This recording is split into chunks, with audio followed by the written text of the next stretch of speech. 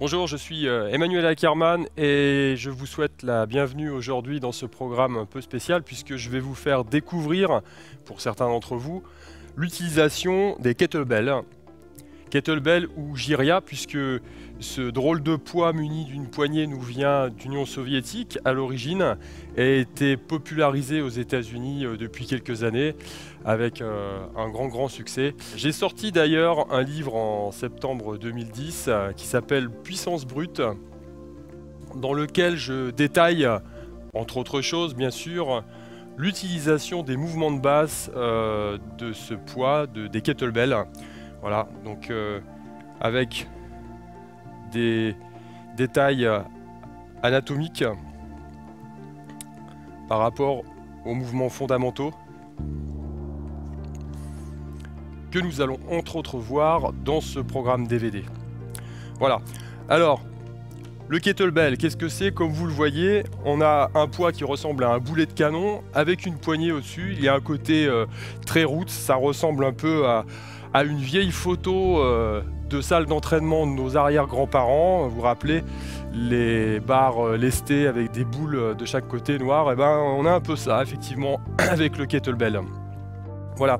Alors, avec cet accessoire, on va travailler essentiellement plusieurs choses. C'est un poids qui est très utile pour travailler les chaînes postérieures, chaînes musculaires postérieures, et notamment le travail des muscles lombaires qui sont souvent le parent pauvre en musculation et qui sont pourtant essentiels dans la pratique de n'importe quel sport puisqu'ils participent aussi au gainage de la partie centrale du corps. Voilà. Les mouvements de base, alors évidemment vous pouvez pratiquer différents exercices avec cet outil puisque on peut pratiquement faire la même chose avec le kettlebell qu'avec un haltère normal. Ce qui est aussi vrai d'ailleurs, vous pouvez chez vous travailler des mouvements de base réalisés avec kettlebell. Vous pouvez travailler ces mouvements de base avec des haltères. La sensation va être quand même différente parce que nous avons dans un premier temps un poids qui lui est déporté par rapport au centre, par rapport à une haltère normale où le poids est réparti de chaque côté. Là vous avez un poids qui est déporté. Hein. Et puis de par le fait que les sensations sont différentes également, par la forme du poids. Mais ça, il faut pouvoir le tester pour voir la différence. Voilà. Alors, que dire d'autre? Les mouvements de base permettent de travailler une force explosive puisqu'on est sur la forme de travail balistique. Donc ce sont des mouvements de balancier très efficaces, comme je l'ai dit, pour le travail cardiovasculaire, pour le travail de renforcement musculaire général, et surtout pour développer une force musculaire qui est réactive. C'est-à-dire que vous allez pouvoir transposer très facilement les acquis d'un travail à kettlebell dans le cadre de la pratique de votre sport habituel. Si vous pratiquez le tennis ou un art martial comme moi, l'entraînement avec kettlebell va vous permettre de développer de la puissance et de développer les bonnes chaînes musculaires pour produire cette puissance justement. Voilà. Donc nous allons voir dans un premier temps les différentes techniques de base avec kettlebell et puis évidemment les consignes de sécurité qui sont fondamentales dans l'utilisation de ce type d'accessoires. Alors il y a certains points très importants à prendre en ligne de compte lorsque l'on travaille avec kettlebell. La première des choses, c'est l'utilisation en fait de chaussures adaptées à la pratique. Alors, vous pouvez tout à fait pratiquer pieds nus ou utiliser des chaussures de boxe comme je le fais moi, ou des chaussures de lutte, voire des chaussons. L'idée étant d'avoir un talon le plus bas possible. Donc si vous utilisez des baskets classiques avec talons compensés pour travailler l'amorti, ça ne va pas le faire du tout avec kettlebell, puisque là on travaille, comme je l'ai dit, sous forme balistique, on a un mouvement de balancier, et vous devez être vraiment ancré sur vos appuis. Et quand je dis appui, c'est les talons, et non pas la pointe des pieds, d'accord? Parce que là vous allez faire balancer le poids vers l'avant. Si vous êtes sur la pointe des pieds, il y a un moment où c'est le poids qui va vous contrôler, non l'inverse, ce qui n'est pas souhaitable du tout, parce que vous risquez de perdre l'équilibre et de partir. Si ça vous arrive, lâchez tout, d'accord? Même si le parquet souffre, il vaut mieux ça que ce soit votre dos ou vous qui vous blessiez, d'accord? Voilà, donc dans tous les cas de figure, pensez à vos appuis, les talons ancrés dans le sol et l'utilisation de chaussures adaptées, notamment avec des talons plats, va faciliter ce type de travail. Ça, c'est la première des choses. La deuxième chose, ça va être la forme de corps que vous devez avoir lorsque vous pratiquez le mouvement de base avec kettlebell, qui est le swing, le balancé, nous allons voir tout à l'heure. C'est celle, grosso modo, que vous allez utiliser lorsque vous faites un squat. Donc on a une flexion au niveau du bassin, vous conservez le dos droit, le dos plat, vous avez cette sensation d'enracinement des talons avec cette ligne de force, talons fessiers, et une tonicité au niveau lombaire et au niveau des épaules par l'intermédiaire du grand dorsal. Ça, c'est important aussi, parce que lorsqu'on a un poids comme celui-là suspendu au bout du bras et que l'on n'est pas suffisamment gainé au niveau de l'épaule, vous allez balancer le poids et vous allez laisser partir l'épaule vers l'avant, ce qui n'est pas bon du tout. Ce qui en plus va vous faire déporter vers l'avant, vous allez décoller les talons et vous risquez encore une fois, par manque de contrôle, de laisser partir le poids et de vous blesser. En plus, les bénéfices de l'exercice ne sont plus du tout là. Alors, dans un premier temps, il faut maîtriser ce mouvement de squat fondamental. L'appui sur les talons, fléchir les jambes, on conserve le dos droit, le dos plat, notamment au niveau des lombaires. Pas de dos rond, pas de dos arrondi comme ça. Buste droit, dos plat, pousser sur les talons et remonter. Donc de façon explosive, on inspire et on remonte. En contraction, les fessiers et dorsaux. Alors n'oubliez pas une chose également, c'est que le rôle de la respiration va être important. Quand on fait un squat à vide, comme celui-ci, on peut avoir un flow continu d'inspire et d'expire. Inspire et expire. Là, on travaille avec des poids qui sont relativement lourds. Là, vous devez avoir une respiration qui est dite en puissance. C'est-à-dire vous allez prendre appui sur la cage thoracique, comme un homme le ferait, un homme fort le ferait dans un travail de, vous savez, les strongmen, c'est des énormes bêtes très costauds qui portent des choses incroyables ou qui poussent des voitures, des camions, des choses comme ça. Vous prenez appui sur votre cage thoracique pour générer la force. C'est-à-dire que en inspirant, vous allez bloquer la respiration une fraction de seconde et vous allez rigidifier tout le torse, créer une tension intra-abdominale et intra-thoracique qui va permettre de transmettre les forces générées par les appuis et par les cuisses au niveau des bras et au niveau des membres supérieurs. D'accord ? Si vous êtes complètement relâché ici, vous respirez normalement, vous allez être fort sur les jambes, fort au niveau des fessiers, et vous n'allez pas transférer cette force générée par le bas du corps, vous n'allez pas transférer cette force au niveau du haut du corps. Et ça, c'est le principe que l'on retrouve dans tous les sports. Si vous pratiquez un sport de combat, vous allez générer la puissance par les cuisses et par l'intermédiaire d'une sangle abdominale renforcée, vous allez enchaîner cette force et entraîner cette force au niveau des membres supérieurs.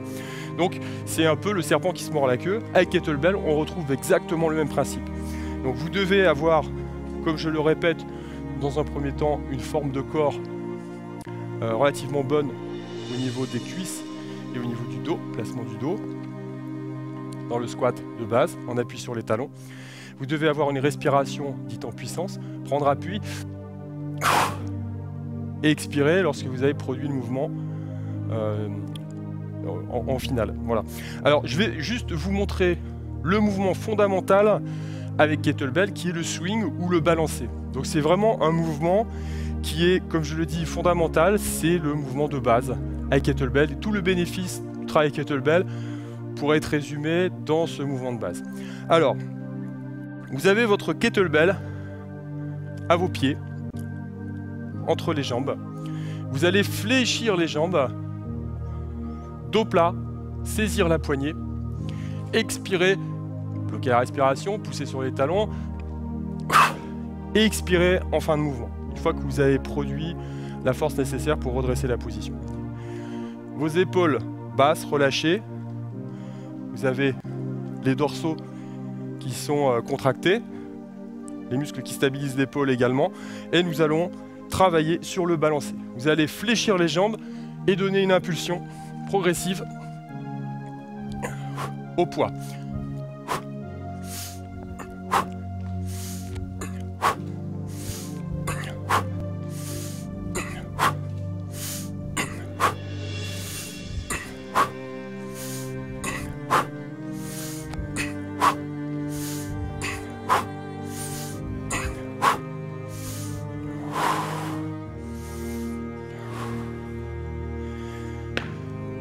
Voilà le mouvement fondamental, le swing.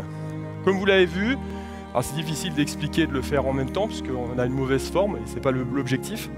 Comme vous l'avez vu, flexion des jambes, on génère la force par les cuisses, les appuis, les cuisses, les fessiers, tonicité au niveau des lombaires, des épaules stabilisées, gainées. Cette force est transmise au niveau des bras par le mouvement de balancier du bassin et ensuite on redescend. Dans un flot continu, on génère l'énergie, on finit le mouvement. Ici, il n'y a pas de force, elle était produite avant, et on expire seulement. Inspire en accompagnant le poids et on reprend le cycle. On repart, respiration bloquée. On a généré le mouvement, plus de force ici, on expire et on reprend. Dans un flot ininterrompu. Inspire, expire, inspire, expire. À aucun moment votre dos, lui, ne se courbe. Pensez encore une fois à l'appui de vos talons dans le sol. Dos plat, pouce sur les talons, expire, propulse le poids avec le bassin, transfert de l'énergie dans les membres supérieurs, relâchez, expire et on redescend.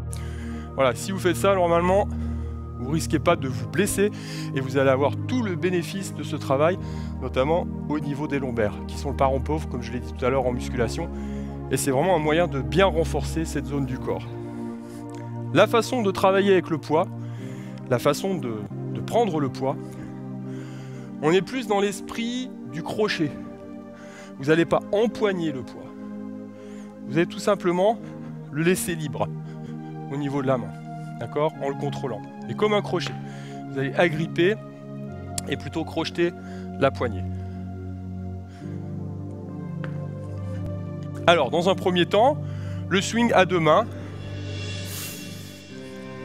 Je répète, flexion, expiration pour redresser, et vous générez le mouvement de balancier, lentement au début.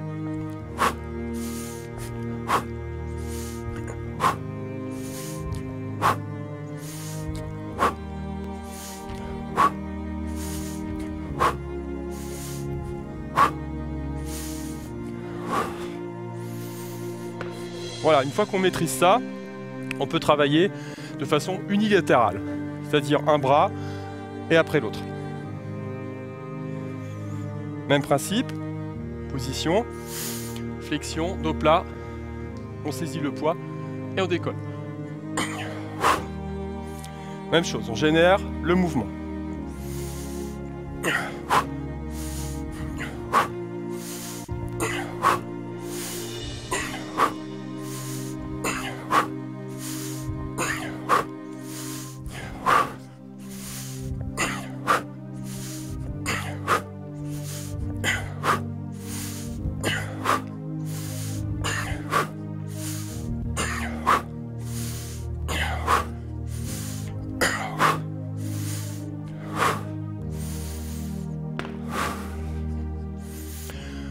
Voilà pour le swing. Alors nous allons voir maintenant un mouvement qui s'appelle le snatch ou l'arraché. C'est l'équivalent de l'arraché de terre en version sport olympique d'haltérophilie. Alors le snatch, on va l'appeler par ce terme américain qui est plus connu. Le snatch est une variante, fait partie de la famille du swing. C'est un mouvement qui est un peu plus difficile à réaliser puisqu'on va décoller le poids du sol et dans un mouvement fluide, monter directement vers le plafond et redescendre. Alors pour ce faire, on va dans un premier temps travailler une forme intermédiaire où on va arracher le poids et travailler, comme on pourrait dire, une sorte de high pull, un tirage haut. D'accord? Et puis lorsque nous serons à cette étape, il s'agira en plus à ce moment-là de profiter de l'énergie déployé pour amener le poids à cet endroit-là, pour dans un mouvement de punch vers le plafond, viser le plafond et amener le poids vers le haut. Donc je répète, vous générez la puissance pour amener le poids, il y a une fraction de seconde où le poids lui ne pèse plus rien, puisqu'il commence à décélérer ici, et avant qu'il retombe, vous allez placer la main en dessous, donner comme un coup de poing vers le plafond pour amener le poids dans sa forme finale de snatch et ensuite redescendre. Donc je vous fais une démonstration de cette technique. On va commencer par le high pull, tout simplement. Tout ce que nous avons dit avant concernant le swing reste valable évidemment pour le snatch.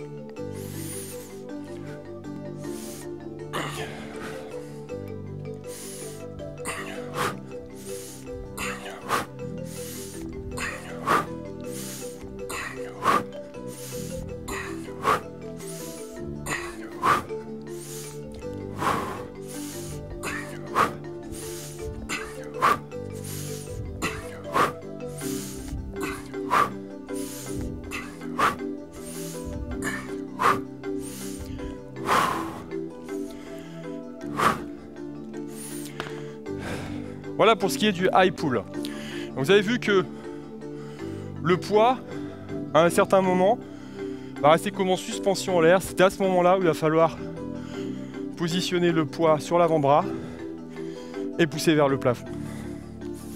Démonstration.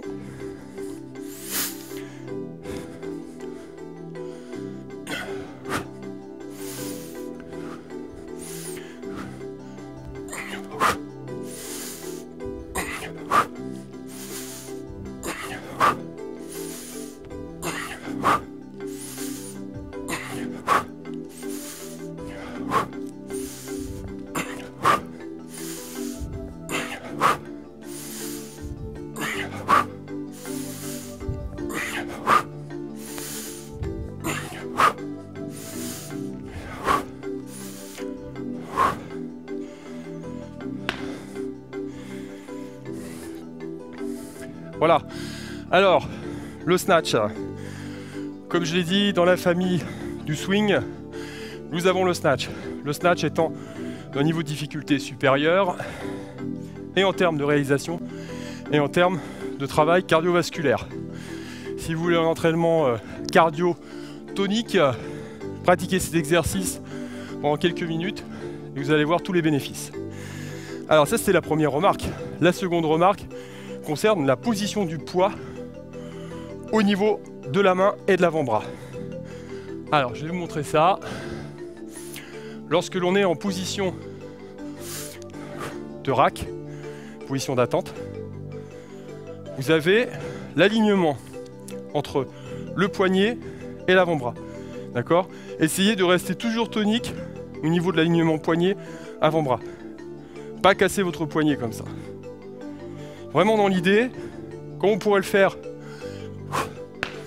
en karaté, la zone d'impact étant les premières phalanges, kento. Voilà, vous comprenez bien que dans cette forme, vous avez alignement poignet et avant-bras. D'accord ? Si j'ai le poignet cassé, je ne tiens pas. Ça me fait mal au niveau des mains et je risque de me blesser au niveau des poignets. Le kettlebell, c'est pareil. N'oubliez pas, le poids, lui, est décentré. Contrairement à un haltère classique, où le poids est réparti. Le poids est décentré. Vous avez la boule sur le côté. Si vous cassez le poignet, vous allez vous laisser emporter et vous risquez de vous blesser au niveau des poignets. Donc il faut être tonique au niveau des poignets. Vous êtes en position, finalement, position de garde. D'accord ? On n'est pas en position de garde comme ça. Sinon, on fait autre chose. Ok ? Donc, bras, avant-bras alignés avec les poignets. Vous avez le kettlebell en position de rack.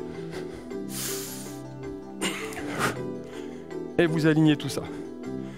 J'essaye de vous montrer ici la position. Vous avez la position de la poignée au niveau de la partie charnue de la paume. Voilà. Position de garde. Ok. Je remontre ça. Le snatch, tonique au niveau du buste, ne laissez pas partir les bras vers l'avant.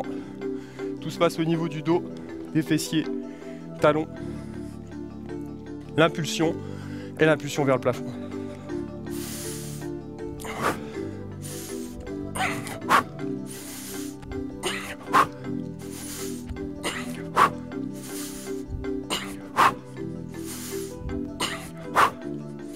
L'autre côté.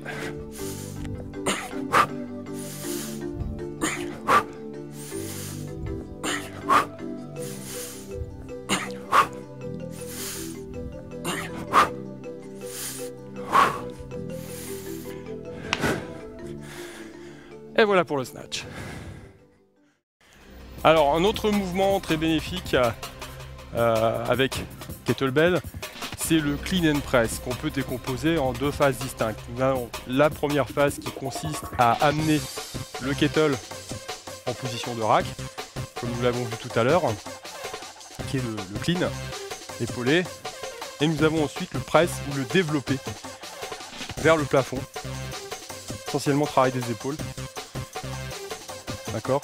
Alors vous avez deux formes d'exécution, soit vous travaillez exclusivement l'épaule, ou dans l'esprit kettlebell, travail avec le corps complet, à chaque fois une petite impulsion sur les jambes et les talons pour vous aider à remonter vers le plafond.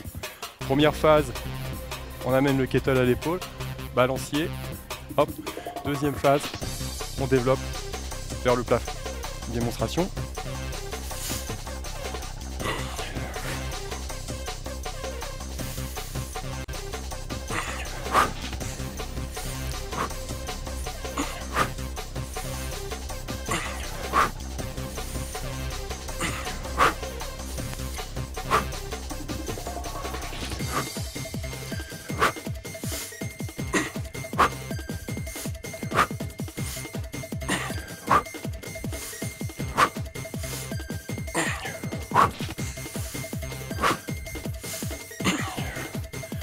Position de rack.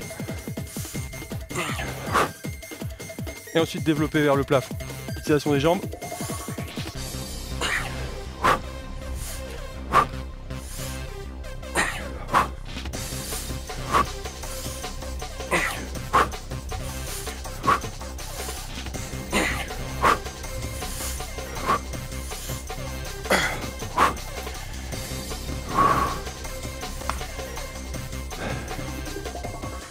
Voilà les mouvements fondamentaux qu'on peut réaliser avec kettlebell.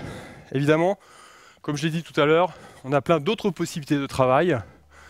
Pratiquement tous les exercices faisables avec halter sont transposables avec kettlebell. Mais vraiment, le bénéfice de ce type de travail particulier réside dans ce travail complet de tout le corps pour produire un mouvement. Alors, une dernière chose, par rapport au poids utilisé, oubliez tout de suite les petites haltères. Il faut commencer avec un poids raisonnable dans les deux sens. Si vous commencez avec un poids trop léger, vous n'aurez aucun bénéfice. Si vous commencez avec un poids trop lourd, c'est évident, vous risquez de vous blesser. Donc, il se pose le problème du format maintenant. Alors, traditionnellement, par rapport à ce qui se pratique, on commence pour un homme avec un poids d'environ 15 kg. Pour démarrer, pour débuter. Peut-être un peu moins, ça dépend de la morphologie de chacun et de son niveau de pratique personnelle dans la condition physique, hein, évidemment. On va monter ensuite à des poids de l'ordre de 20 kg, comme celui-ci. Et le standard pour un homme, c'est 24 kg. Aux États-Unis, les gens travaillent avec des poids de 24 kg, notamment pour ce qui est du travail de snatch, en répétition forcée, cardio, les tests qui sont pratiqués là-bas, tests de forme, se font avec des poids de 24 kg. Voilà. Il faut savoir qu'on monte en kettle à 32 voire 40 kg hein, pour certains exercices. Alors, ne pêchez pas par excès, commencez avec un poids raisonnable, notamment pour apprendre le mouvement correct et surtout pour vous protéger au niveau du dos, bien comprendre l'énergie, la synergie du mouvement, le positionnement, poignet, d'accord. Il n'y a pas beaucoup d'exercices, il n'y a pas beaucoup de mouvements, mais il faut vraiment travailler sur la qualité d'exécution, qui paraît essentielle. Un poids correct pour démarrer, une bonne qualité d'exécution, et vous allez voir vraiment les bénéfices de ce type de travail très rapidement. Et n'oubliez pas, encore une fois, si vous voulez avoir plus d'infos, plus en détail, et notamment sur l'anatomie propre à ces exercices, vous avez ce livre, Puissance brute, qui est sorti dernièrement, où nous abordons le travail, entre autres choses, comme je l'ai dit, avec kettlebell. Et travail avec poids de corps, avec barre lestée et avec kettlebell. Voilà, sur ce, je vous souhaite un excellent entraînement et portez-vous bien. À bientôt.